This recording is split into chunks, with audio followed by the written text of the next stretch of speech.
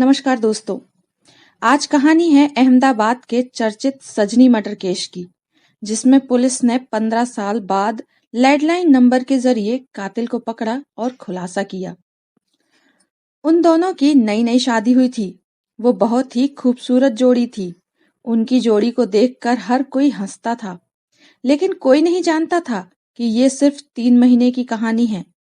Honeymoon period अभी खत्म भी नहीं हुआ था कि लड़की की हत्या कर दी गई। सामने पत्नी की लाश पड़ी थी। पति का रो रो कर बुरा हाल था। उनकी हालत इतनी खराब हो गई कि उनकी तबीयत बिगड़ गई और सदमे के कारण उन्हें अस्पताल जाना पड़ा, लेकिन वह कभी वापस नहीं आए। यह कहानी 21 साल पुरानी है। साल 2003 में केरल की रहने वाली सजनी नायर की शादी तरुण जिनराज से हुई। शादी को अभी 3 महीने ही बीते थे कि पत्नी की हत्या कर दी गई।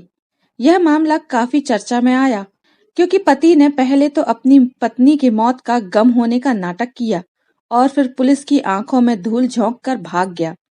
सजनी की मौत पर तरुण ने खूब घड़ियाली आंसू बहाए। उसने एंजाइटी अटैक का नाटक भी किया, लेकिन यह उनके बचने का तरीका था। सजनी की मौत के अगले दिन ही तरुण फरार हो गया। अब यह साफ हो गया कि हत्या तरुण ने ही की है। गला दबाकर ली गई सजनी की जान।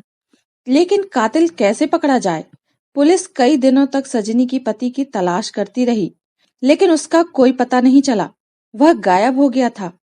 धीरे धीरे उसकी तलाश बंद हो गई। उधर तरुण ने अपनी नई जिंदगी की शुरुआत कर ली थी। पुलिस ने हर जगह और दूसरे राज्यों में भी तलाश की, लेकिन कुछ पता नहीं चला। 3 साल बाद पुलिस ने तरुण की तलाश बंद कर दी, लेकिन सजनी हत्याकांड केस बंद नहीं किया। जब सजनी का परिवार मामले के सिलसिले में तत्कालीन सीएम नरेंद्र मोदी से मिले, तो 2006 में सीएम कार्यालय में पुलिस विभाग को जांच के लिए संदेश भेजा गया। तब तरुण पर 1 लाख रुपए का इनाम भी घोषित किया गया था।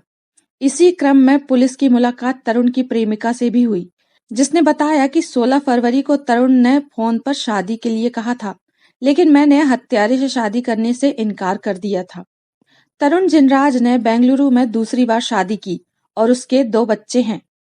पत्नी की हत्या के बावजूद वह पूरी ऐशो आराम की जिंदगी जी रहा था। वह अपनी पत्नी और बच्चे के साथ विदेश में भी गया। उसने अपना नाम विजय रखा। वह एक कंपनी में सीनियर मैनेजर के पद पर बड़े आराम से काम भी कर रहा था। उसने मान लिया था कि अब पुलिस उसका कुछ नहीं बिगाड़ पाएगी। लेकिन सजनी का परिवार सालों बाद भी अपनी बेटी की मौत को नहीं भूल पाया है। इसी क्रम में पुलिस की मुलाकात तरुण की गर्लफ्रेंड से भी हुई, जिसने बताया कि 16 फरवरी को तरुण ने फोन कर शादी के लिए कहा था, लेकिन मैंने हत्यारे से शादी करने से इनकार कर दिया था। कई साल बाद 2016 में पुलिस को तरुण की गर्लफ्रेंड से पता चला कि तरुण जैसे शख्स को उसके दोस्तों ने दिल्ली के एक मॉल में देखा था। इस बीच पुलिस ने दोबारा उसके करीबियों की कॉल डिटेल निकाली, तो पता चला कि बेंगलुरु के एक कॉल सेंटर के लैंडलाइन से तरुण की मां को फोन आया था। जब इस नंबर की जानकारी निकाली गई, तो पता चला कि यह कॉल किसी प्रवीण भटेले ने की थी। पुलिस को शक हुआ तो प्रवीण भटीले के बारे में जानकारी जुटाई। जांच के दौरान क्राइम ब्रांच को पता चला कि प्रवीण भटीले कोई और नहीं बल्कि तरुण है।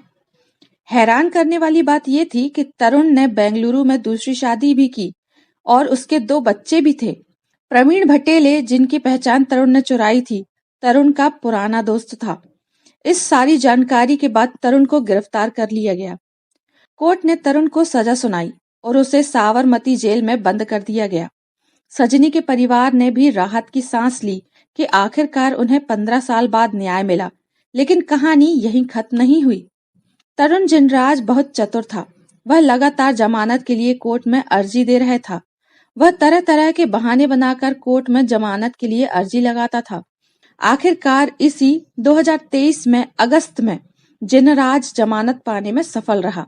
वह 4 अगस्त को जमानत पर जेल से बाहर आया, लेकिन वापस जेल नहीं गया। यह शातिर अपराधी एक बार फिर से फरार हो गया था। उसे लगा कि इस बार भी पुलिस को चकमा दे दिया। वह 2 महीने तक पुलिस से बचता रहा। कुछ दिन बाद अहमदाबाद क्राइम ब्रांच को तरुण जिनराज के दिल्ली में होने की खबर मिली और फिर उसे गिरफ्तार कर लिया गया। इस बार भी तरुण को अपनी मां को की गई कॉल की वजह से गिरफ्तार कर लिया गया। दरअसल सजनी की हत्या के बाद वह किसी भी बुजुर्ग व्यक्ति के संपर्क में नहीं था।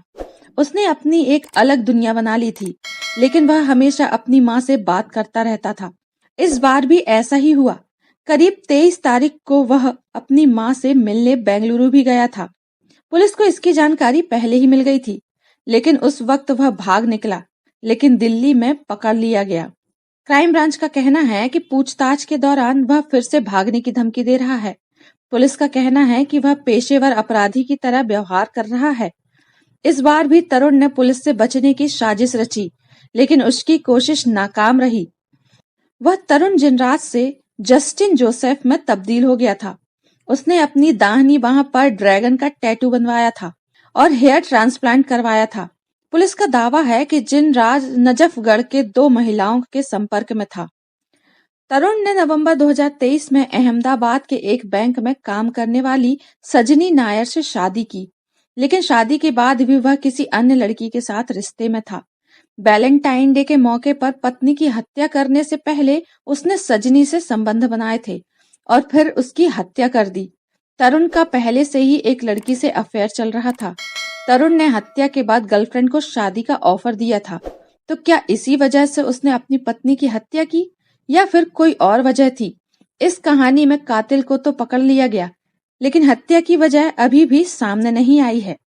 दोस्तों, यह घटनाक्रम सुनाने का हमारा उद्देश्य किसी की भावनाओं को ठेस पहुंचाना नहीं है, बल्कि जागरूक करना है। सावधान रहें, सचेत रहें और आपको आज का वीडियो पसंद आया हो तो लाइक और शेयर करें और अपनी राय हमें कमेंट करके जरूर बताएं। और आपने अभी तक चैनल को सब्सक्राइब नहीं किया है तो अभी सब्सक्राइब करें और बेल आइकन प्रेस करें और जुड़े रहें हमारे साथ। धन्यवाद।